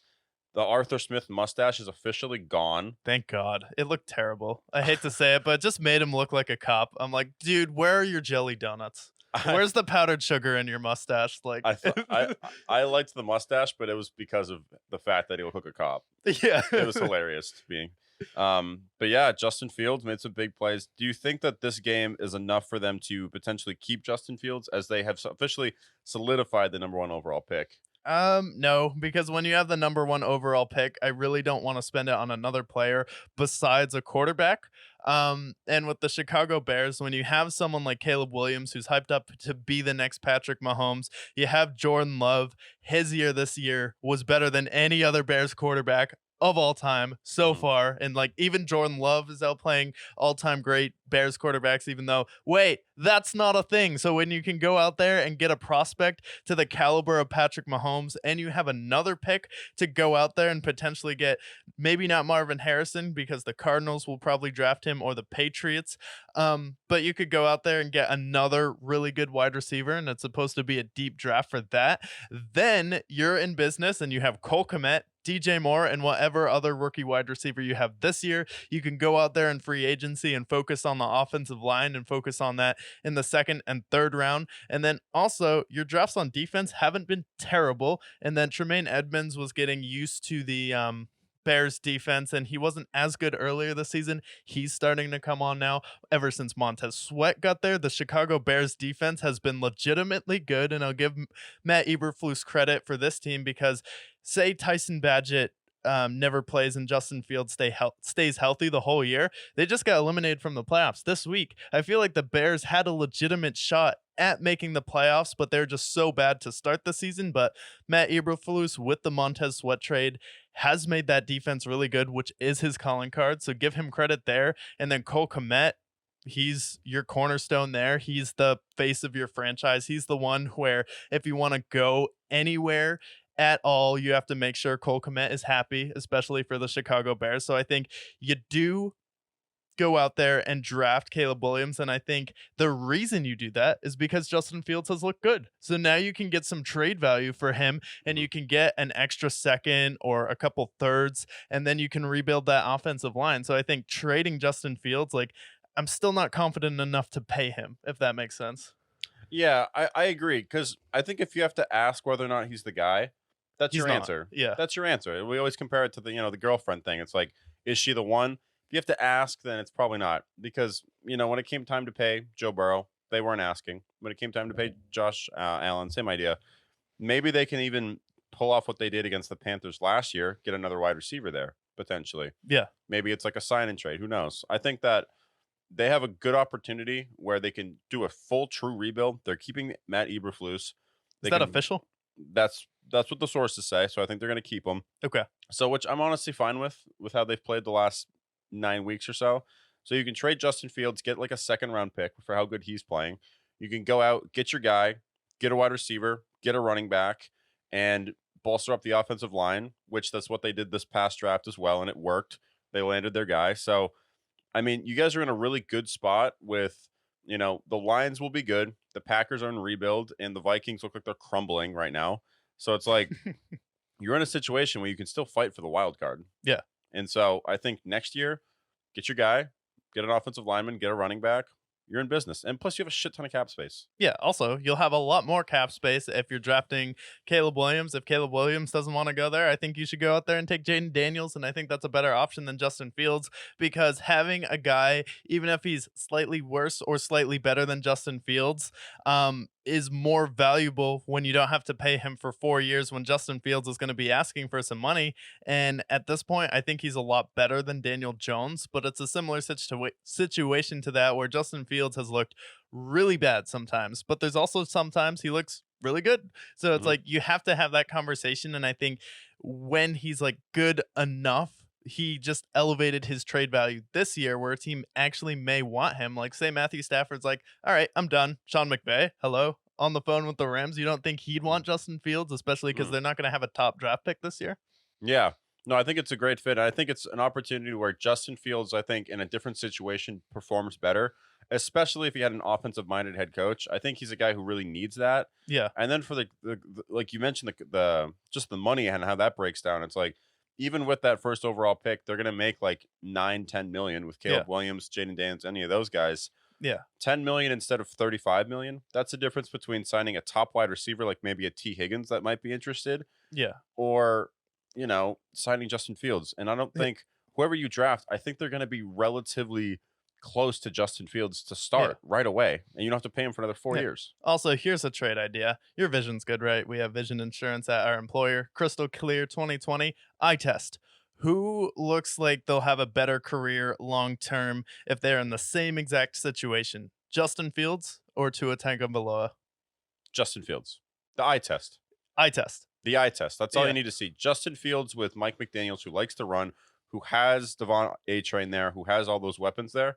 You get him on the Dolphins. That Dolphins team, I trust a lot more. Yeah, so it's like you would have a team like the Dolphins interested. You'll have a team like the Falcons interested. You'll have a team like the Washington Commanders interested. You'll have a team like the LA Rams interested if Matthew Stafford doesn't return. Potentially the Pittsburgh Steelers could be interested because Kenny Pickett, frankly, is not that good and has never looked like wow, like Justin Fields has. So I think if you get him in that situation, he's someone that could potentially help rebuild that. The Giants, he's definitely better than Daniel Jones. So I think the Bears, like the reason why you move on is because you have Caleb Williams, you have Jaden Daniels, you don't have to pay him for another 4 years. Justin Fields, he's going to want his money soon. And he elevated his stock right now at the end of this year. And there should be 3 or 4 teams that want him. Yeah, it's a no-brainer. You'll get your draft capital. You already have a decent enough offensive firepower now with DJ Moore and Cole Kmet, And another first round pick. It's like and another first-round pick also, and a shit ton of money. So you're going to be able to pay one of these guys. So unlike with Justin Fields, who had to deal with Equimania St. Brown and Darnell Mooney, and really it took like Cole Kmet up until last year to like really elevate his game and be really really good.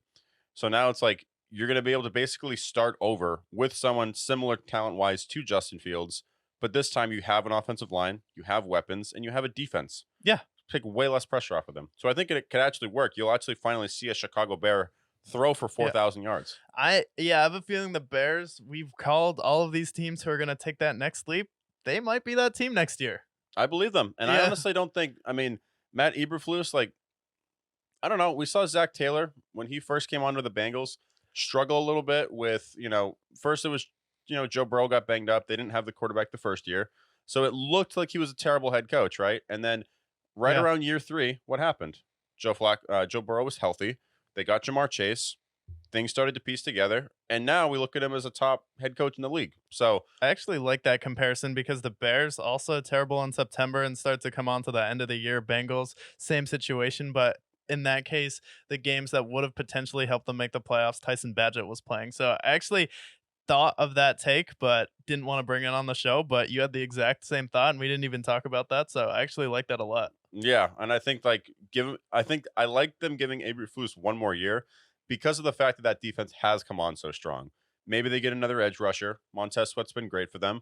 They have a good secondary. I'm a big fan of Jaquan Brisker. So yeah, I think the Bears are going to be good next year. I think they're going to be in that wild card spot. I don't think they'll be better than the Lions, but they'll be in the wild card. Yeah, they'll definitely be in the wild card. I think with the Lions, their defense is only going to get better next year. And I think just like when you have someone who hasn't missed on a draft pick, like all of them are still on the team, I think, except for 1 or 2.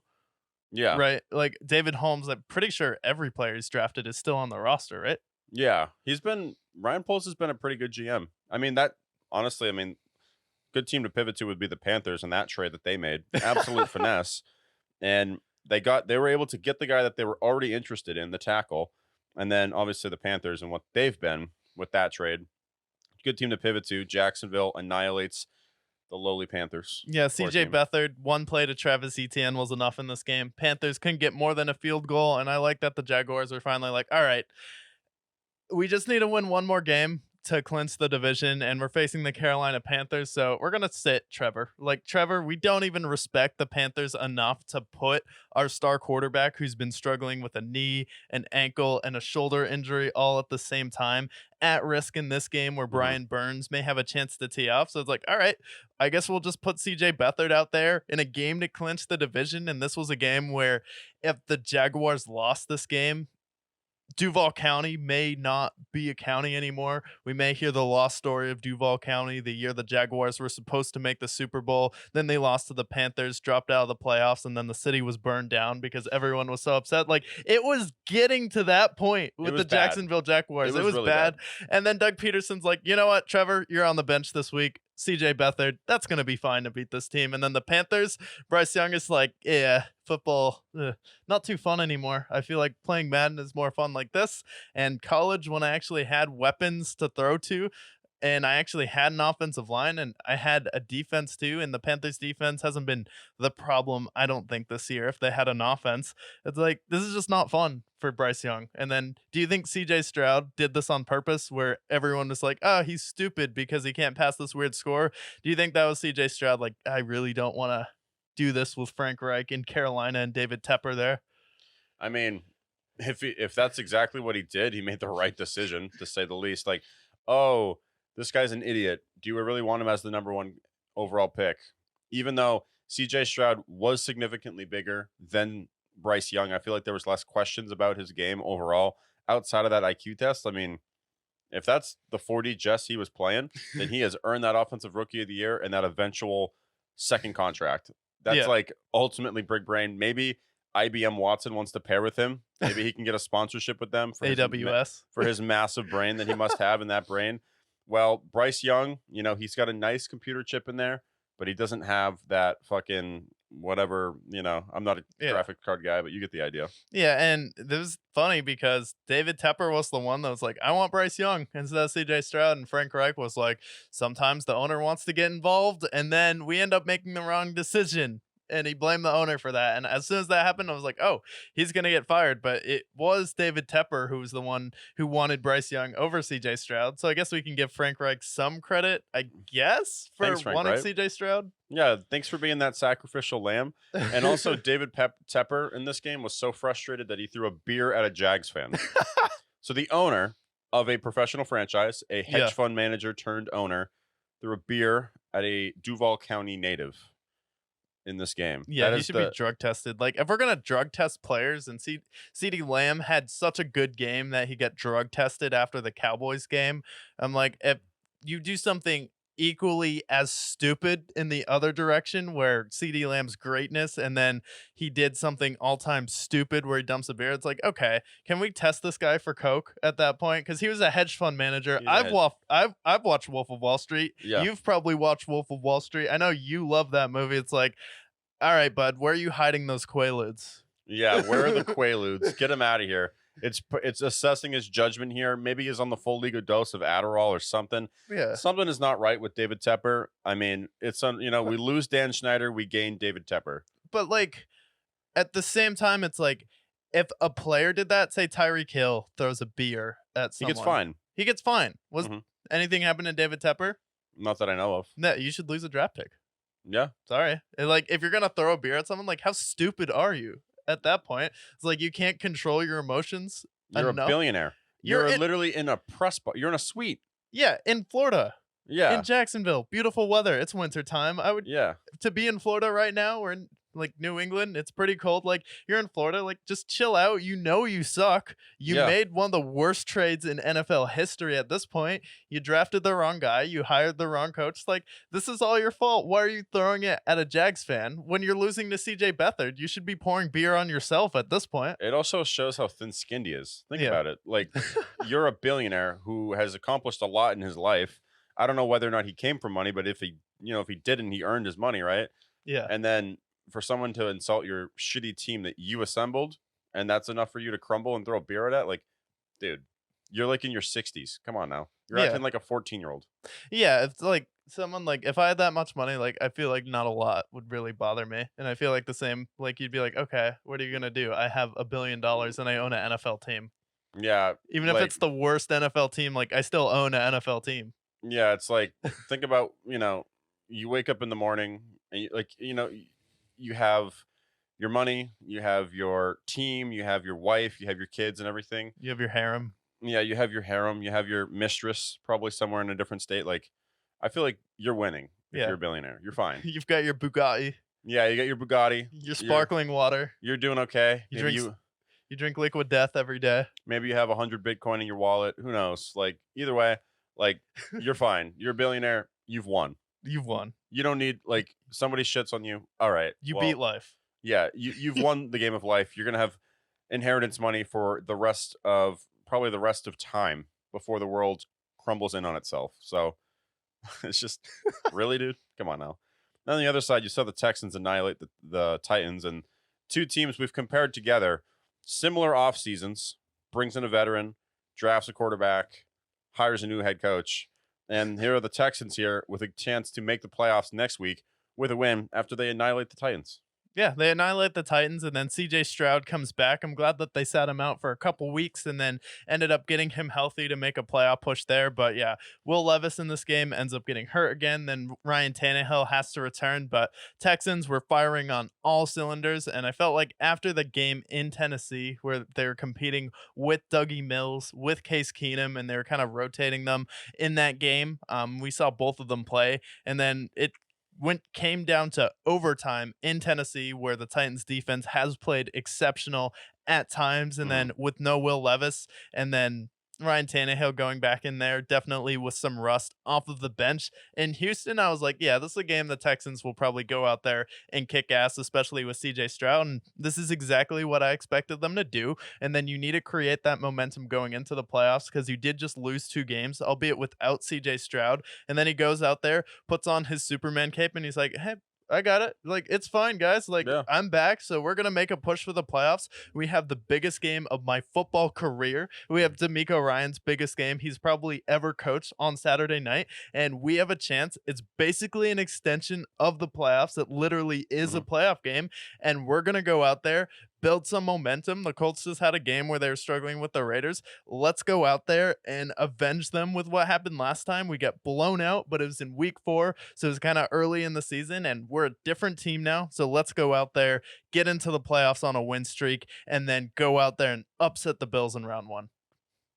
Yeah, Yeah. I'm here for it. I mean, CJ Stroud, he's shown to be a dog, and he's been the offensive rookie of the year at this point. Even with the injuries, we've seen how he's been able to elevate. Yeah. 26 points against the Titans team that, although their defense isn't, a top 10 defense, it's still a really solid defense. You have Mike Vrabel in there, so Yeah. give a lot of credit there. They're definitely a team that can win a playoff game. For sure, especially because no one's going to expect them to, and there's no pressure on them. There's going to be a lot more pressure on Josh Allen, but D'Amico Ryan's defense versus the Bills, that's kind of a matchup that has me licking my chops, especially going into the playoffs. And then CJ Stroud, all he's done this year is prove he's a top 5 quarterback, because while other quarterbacks have put up better numbers, other quarterbacks have played the full season. What other quarterback other than Patrick Mahomes or maybe Lamar Jackson could step into this Houston Texans situation in their first year and change it this dramatically with virtually no help? Yeah, because they're going to finish 9-8 if they win this game, I believe. And they're going to be in the playoffs. That's with him missing 2 games. And keep in mind that they were 3-13 last year. Yeah.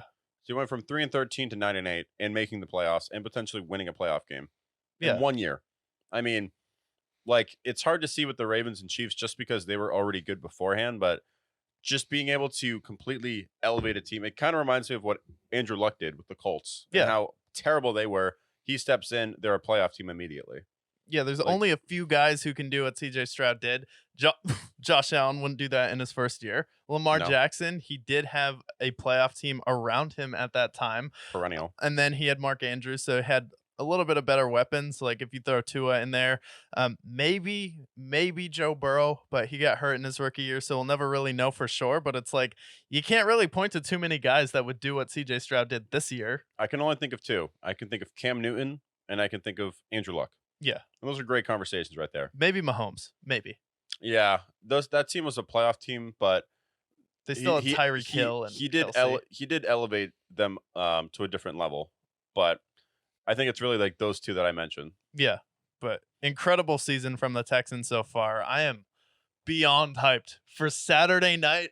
Basically an early taste of the playoff Saturday night, how it's Hmm. gonna go, Hmm. how those matchups are gonna look. But we had Philadelphia and Arizona. We had Murpham and Practical Jokers taking on his former head coach there. And then we didn't really expect too much from the Cardinals, but I was like, this is a game where the Cardinals have kind of played well, and the Eagles have been on a little bit of a skid here. They got a win versus the Giants last week, but can you really call it a moral victory win where you feel like, yeah, the Eagles are definitely back here?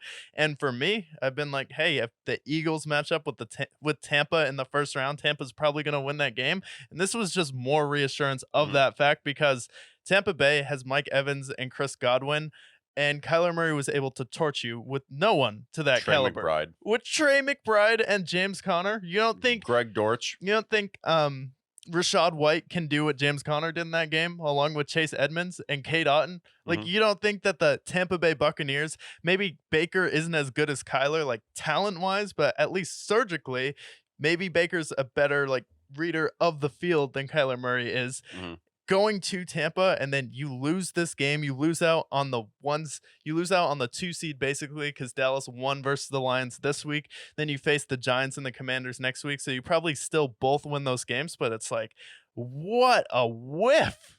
Like, all you had to do was beat the Eagles and the Giants, and the Cardinals. Guess what? They want Marvin Harrison Jr. They want to go out there and get a legitimate wide receiver again because they haven't had one since DeAndre Hopkins has left Arizona.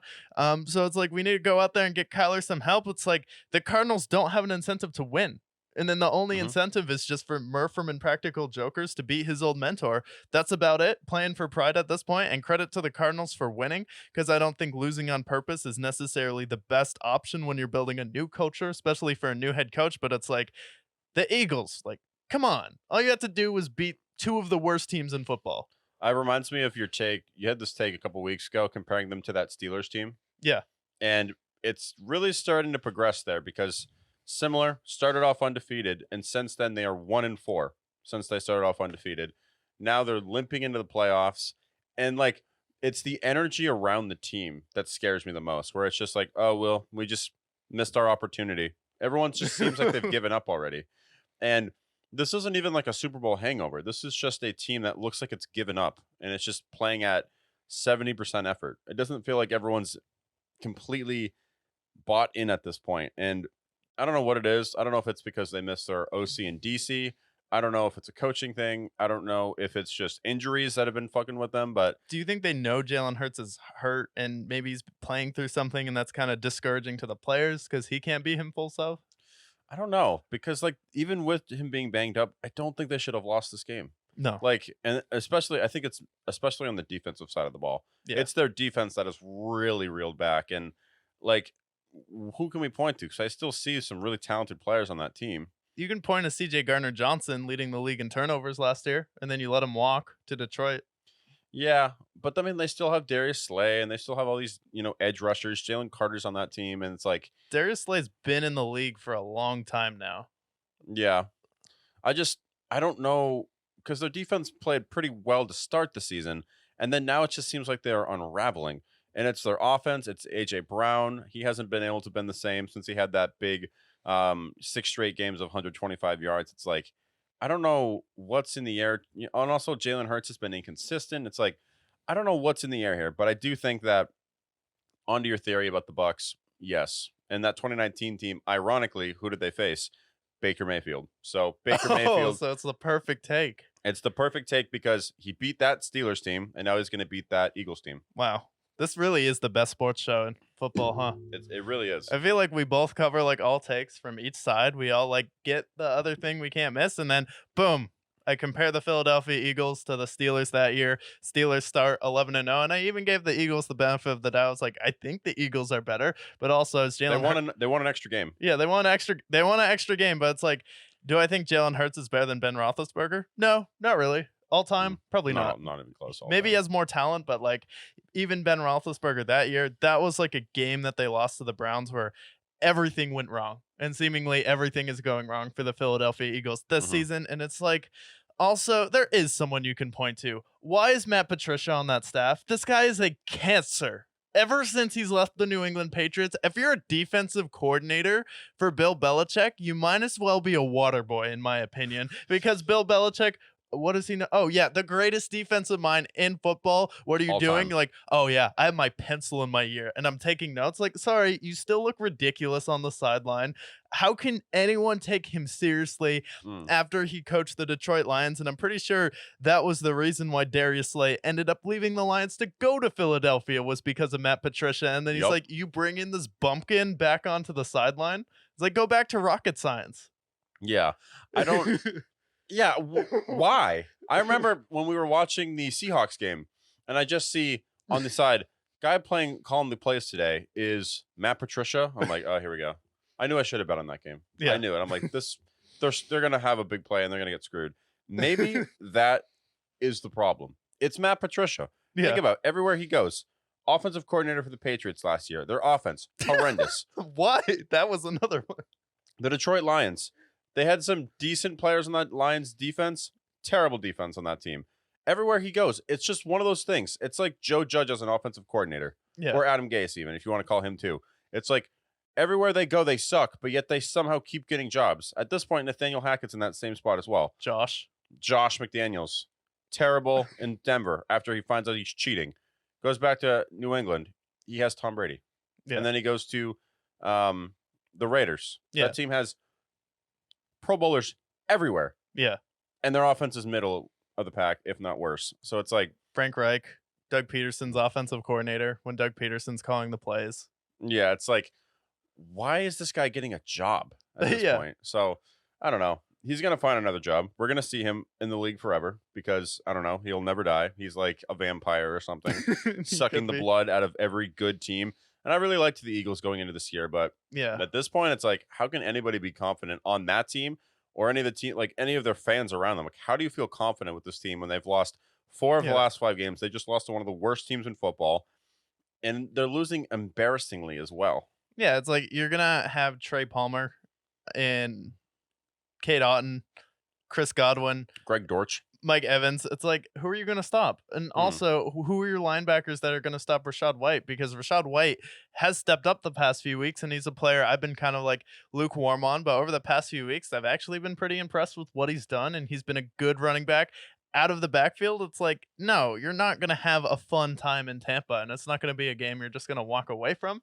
And I think that 49ers loss and the Cowboys loss, like back to back, was just pretty demoralizing for them. Yeah. You got ran over. Yeah. Now, do you think, the Saints and Bucks game took place and now they're tied here? Do you have less confidence in the Bucks after this week? Do you think they'll still win that division? No, because who's the Bucks nemesis? Like, no matter how bad they are, they always kind of own them, the Saints. Like, the Saints have always kind of owned the Tampa Bay Buccaneers, and Todd Bowles is still from the same regime as Tom Brady, and Tom Brady even struggled against the Bucks with Jameis Winston. So they've kind of always had the Tampa Bay Buccaneers number, especially when you're going up against the secondary that good without much of a run game. It gives Cam Jordan an opportunity to tee off on you. And then also, I think the main problem with the Saints this year, everyone wants to rip Derek Carr and then up and down the street, and I feel like there is plenty of criticism there, but can we be fair and say he has been hurt all year? And like, is a problem with you signing him because you've known he's been injury prone the past few seasons, but now that he's healthy, he looks pretty good. Chris Olave has been a problem with dropping passes, and then he was actually, catching it this game with what's his job to do in the league. And then Alvin Kamara is still good. So I feel like a divisional matchup, I'm not going to give him too much grief here. And I feel like they were due for a loss. And I feel like what cemented the Buccaneers for me was they went to Green Bay on the road. Baker Mayfield goes there, looks like an MVP candidate in that game. And then you're probably looking forward to potentially the Panthers next week. And then you get to clinch your division. And then the Saints, maybe they make the playoffs, maybe they don't. But for the Bucks, it's like, it's a division rival. So I'm not going to knock you too much losing to a division rival that's kind of owned you the past few years, even with Brady. Yeah. It's kind of like when you see the Bengals with the Browns, right? It's like, that's a team they struggle against. We had Brady with the Saints, as you mentioned, or like the Patriots and Dolphins. Yeah, Patriots, Dolphins, same idea. Cardinals and Rams, like those are just different teams. Just always have their number. I guess Cowboys and Cardinals. Colts in Indy. Yeah, exactly. Or no, Colts. In Jacksonville. Colts in Jacksonville. Yeah, like no matter how bad they are, it's just certain teams just can't beat certain teams. That's weird, but That's good there. And then we can move to the 49ers game because Brock Purdy, after that Ravens game, plummeted out of that MVP race. They beat the Commanders, as they should. Sam Howell steps back in, and they go back to winning multi-score games. Yeah, they did another game where they went on the road and then they kind of beat the crap out of the Washington Commanders. The 49ers came out slow in this game. People were kind of worried, but it's the Washington Commanders. And then Tre'Davious Ward ends up breaking it open with an interception in this game. And then it was pretty much that's all she wrote as soon as Sam Howell threw that turnover to Ward, because after that, we got Deebo Samuel involved. And then the 49ers start to make some big plays here. The real story is the 49ers now have George Kittle and Brandon Ayuk as 1,000-yard receivers this year, which is a pretty big accomplishment, especially Massive. when you have two guys with over 1,000 receiving yards. And like, oh, that's great. Deebo Samuel and George Kittle both had over 1,000 receiving yards. And you're like, oh, wait, no, it's Brandon Ayuk. And we're starting to see Brandon Ayuk really come into his own, be that number one wide receiver here. And he's still kind of the fourth wheel on this offense, where it is Deebo, Kittle, and McCaffrey that get credit, but Brandon Ayuk is a guy here, and when they Mhm. need to shell out some big bucks, they may not necessarily have it for Ayuk. So he definitely sets himself up this season, especially with his career year last year, to have a massive payday, and then also another impressive year from George Kittle. So happy for both of these guys, especially with the San Francisco 49ers, and then Brock Purdy being able to get them the ball too, also very impressive. So Mhm. fact that he produced 2,000-yard wide receivers, good to see for both teams. Yeah, absolutely. And I'm excited to see Brandon Ayuk because he's somebody that I feel like a lot of us are talking about T. Higgins, right? Or we're Yeah. talking about Marvin Harrison Jr., but a guy that could be slipped under the radar, or whether you're talking about fantasy or you're talking about just where people can move, if they can't pay him, which they probably can't, then that's another guy who could fill in and be somebody's number one, or he could be a really solid 1A.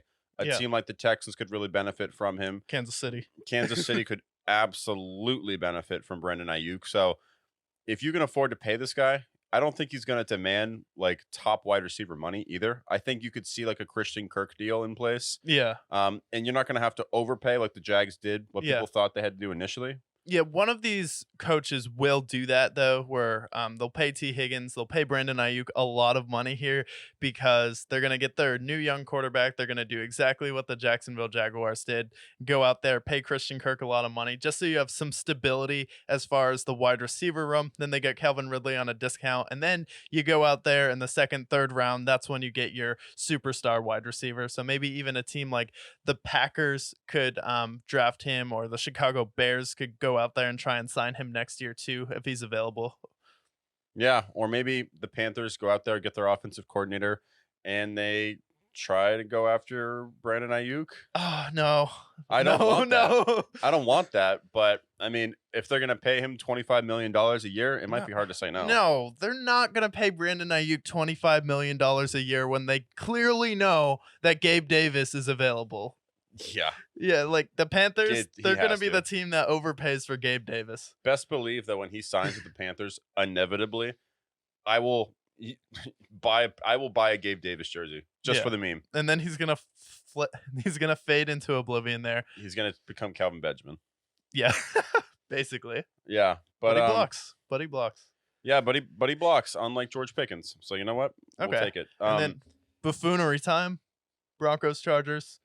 let's Sean get it out Payton, of the, let's get it out of the way. Russell Wilson. So we heard this week that the Broncos approached Russell Wilson and were like, hey, if you don't give up your injury guarantees, 37 million, by the way. 37 million, you will be benched. And then I'm like, huh, threatening someone to be benched over money. And then you have a take where Ryan Clark is like, Sean Payton has basically been a thug ever since he gets to Denver this season, and that's how he's operated, and it's kind of been mafia style where it's like, yeah, when you put it that way, where you're comparing Sean Payton to being a thug this season, comes in there, undercuts Russell Wilson, tells him to stop kissing babies, saying you're not running for president, and then he's like, we're going to do everything opposite last year. His first press conference, he attacks Russell Wilson and tries to undercut him, and then what is a mafia or thug style thing going to do? They're going to shake you down on the corner for some money, or they're going to threaten you with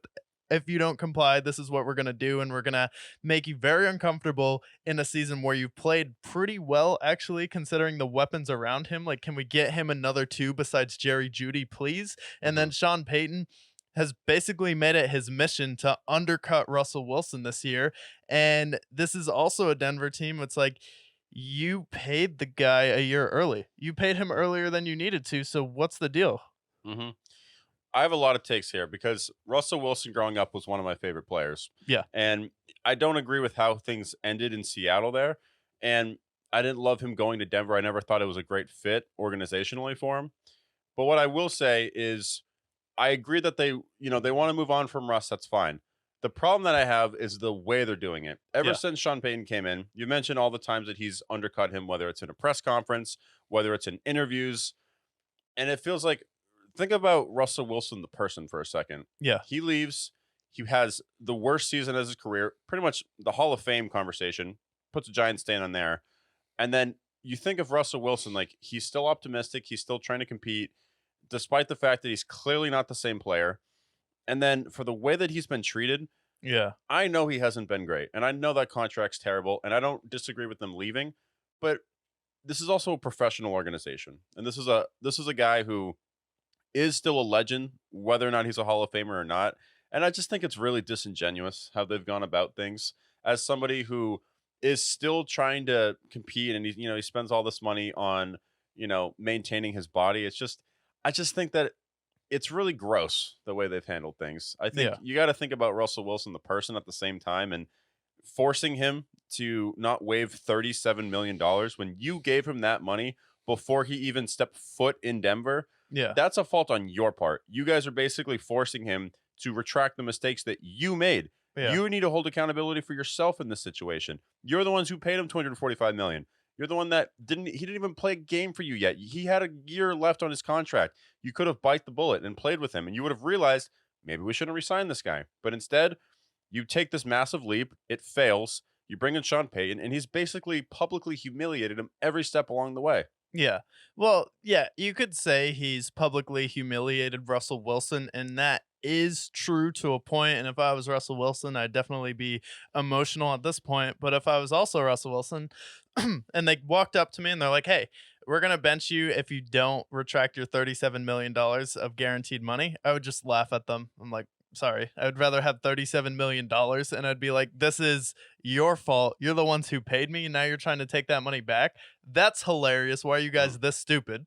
First Hmm. of all, and then he's like, also, I played really well this season and we have a chance to make the playoffs. Why are you even thinking of doing this right now Hmm. when we have a chance to go maybe make a Giants-esque run in the playoffs and legitimately upset someone like, hey, if we get the 6th seed, we've proven we can beat Kansas City. You're the head coach here. You're the guy who's supposed to fix me. You're Drew Brees' mentor.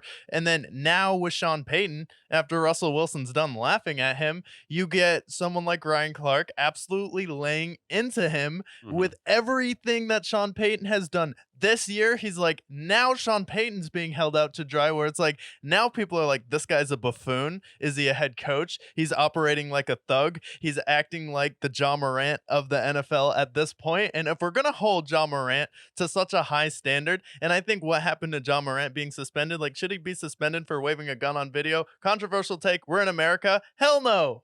Like, with what we did to John Morant in the media, we should be able to hold Sean Payton to the same accountability. It's a different situation, but just the way he's behaving, we hold players to such a different standard than head coaches. It's like, no, like, sure, Russ got hung out to dry by Sean Payton, but now people are realizing that Sean Payton is not a very good actor. And don't forget, let's history lesson. Who was the guy that was paying his players to hurt people? Oh, that was Sean Payton. Bountygate.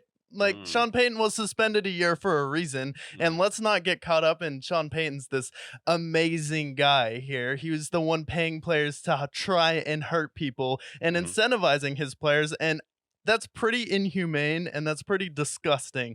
This is football. This is not the UFC. This is not boxing. We Mm. shouldn't be trying to hurt players on purpose because it hurts the quality of the sport and it's genuinely bad for the league and it's genuinely disturbing. Like, this is who Sean Payton is. And we know this. And now that he's acting like this, like, we shouldn't be surprised. Yeah. That's a good point because we forget about Bountygate. I don't Yeah. think that we talk about Bountygate enough. This was the one that brought him to the Super Bowl. Yes. He won his Super Bowl from asking players like Jonathan Vilma and Cam Jordan to deliberately attack players' knees. Someone like Brett Favre, who was having a resurgence with the Vikings, deliberately took him out of that game Yeah. and going out and hurting them. And that point, like, yeah, they won that Super Bowl, but I feel like that's a giant stain on his legacy there. And then what did he do since then? Well, made a couple of NFC title games. They lost in the first round a few times. And then you had this pass interference nonsense. And now with this thing here, like, With the I'm sorry to interrupt you, but with the Bountygate thing and like him paying players to hurt, do you think he's just like lashing out at Russell Wilson because he's making him look bad and that's why he's trying to undercut him? yeah, because there's definitely been a power struggle since they've started. And with Russ, like, I don't know, like he played terrible last year. There's no doubt about it. But with him, he also had that 5 game winning streak, and he's also played to a much better degree here now. I think there's still going to be a somewhat of a market for Russ, if as long as somebody can bite that contract. It's like he has made him look bad, especially when they started 1-5.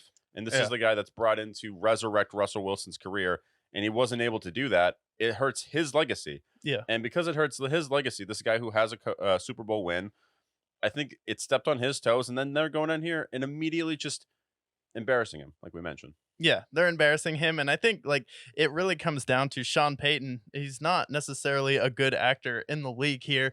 And then after like that Super Bowl, what is he known for? An onside kick. And that's pretty much it ever since. Like he was able to be competitive, but he's also had a lot of mismanaged games. And then the Rams game, he got absolutely screwed by the league. But that's also some karma there where it's like, okay, you're the guy who wanted players to go out there and deliberately hurt people. Brett Favre, you could have hurt his longevity for his career in that game. And if that's the way you have to win, it's like, sorry, you're not going to be one of these all-time great head coaches for me. And especially being suspended for a year for that and knowing that it's public knowledge, why isn't this guy disqualified from any Hall of Fame conversations? Like Yeah. that's a if we're gonna disqualify the entire steroid era and Barry Bonds in baseball, then we should definitely disqualify anyone in the Mm. Bountygate era who's asking their players to hurt people. Yeah, I agree. I think this isn't something that anybody's really talking about in the media either, because especially like this solidifies it for me that honestly, Sean Payton's not somebody that I would want to play for. This isn't an organization I would want to go to, especially post Peyton Manning, how dysfunctional that organization has been. And then now he's doing this mob boss mentality, publicly embarrassing his quarterback, who he signed on to coach at that point. It's like, honestly, Sean Payton's a monster. You at know what certain you're points. getting into. Yeah. Both of you. Sean Payton, you knew you were getting Russell Wilson and you knew he wasn't the Russell Wilson from Seattle. And then Denver, you signed Russell Wilson a year early and Sean Payton knew he had that contract. So it's like, sorry that the Chargers didn't want to give you enough money and fire Brandon Staley and you couldn't coach Justin Herbert, but you knew what this entailed. You knew what this rebuild would be. Mm-hmm. Yeah. No, I think you're right. I think he's a monster, and the Denver Broncos are a shame of organization. Definitely on that list of the top 5 worst teams, according to the Brickyard, just because of how disgusting they run their business Yeah. at that point.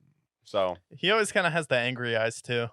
Like, yeah. he kind of looks like a Disney villain. Yeah. He's just an asshole.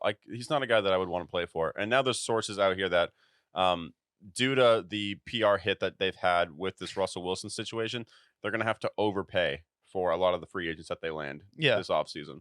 They're going to have to overpay. And then also, why can't there be some sort of disciplinary action for this? Because this is pretty like, if I was the NFL and Roger Goodell, I would definitely investigate this a little bit further. Like, what other buffoonery is Sean Payton doing at this point? And then I would definitely be like, if you're going to conduct yourselves in this manner, like you should lose a draft pick or you should be fined for this. Like, okay, if you want Russell Wilson to give up $37 million, why don't we fine you, Sean Payton, $75,000 or $750,000 or $1 million from your contract if this is how you're going to behave? Because if you want Russell Wilson to give up that much generational wealth for most people, like I'm sure most of the NFL players who make it into the league and are trying to make it out of a tough situation, $37 million is life-changing, and Russell Wilson could change a lot of lives with that money. If you want him to give it up, why don't you give it up instead? And think about what Russell Wilson's going to do with that money. He has a Yeah. lot of charitable foundations that he does with his family. He does a lot of public health Yeah. services as well. So it's just, I don't know. I think it's gross when you're trying to take the money out of his pocket that you gave him, you warranted to him for trading for him. Yeah. And because it hasn't lived up to expectations, like shame on the Broncos for this, truth be told. Yeah, and I know Russ gets made fun of a lot, and it's kind of fun to do that because he's a little Oh, gee. goofy, but I genuinely think he is a good person. Yeah, I think so too. And I hope he gets another opportunity somewhere where I don't think he'll ever be the Russell Wilson of 2015 or 2016. But if he can go in somewhere and play up to the level that he played this year, I think I'm happy with that. I want to see him go somewhere where he's treated fairly, where, they respect him and he's not treated the way he's been treated now. Yeah, but like Denver, I don't know. They kind of deserve to suck. Denver's kind of been all of those franchises like, uh, I don't know. Yeah. You won in John Elway's last 2 years, and then you won with the zombified corpse of Peyton Manning, and it was nice to see him get another Super Bowl. But just like the way they won that Super Bowl, that may be the worst Super Bowl ever. The Panthers one? The Panthers one, maybe like the year the Broncos got blown out was way more entertaining than that Panthers Broncos Super Bowl. Oh, 100% against the Seahawks. And they the refs let you get away also with near murder in that game Yeah. from Cam Newton. Hmm. I was like, oh yeah, illegal hit to the head. I guess that doesn't matter when it's Cam. Yeah. No, I hope the Broncos suffer. I would rather see a team like the Raiders, or even a team like the Chargers, who are cursed. I would much rather see them succeed in that division than the Broncos. Yeah. Same team that's whiffed on all these quarterbacks who have been just a poor product on and off the field. Yeah. And no, I just want to see them wither. I hope this is a curse too. Like we see some of those NFL curses, like the Lions move a little bit shady with Megatron. What the Panthers did to Cam Newton after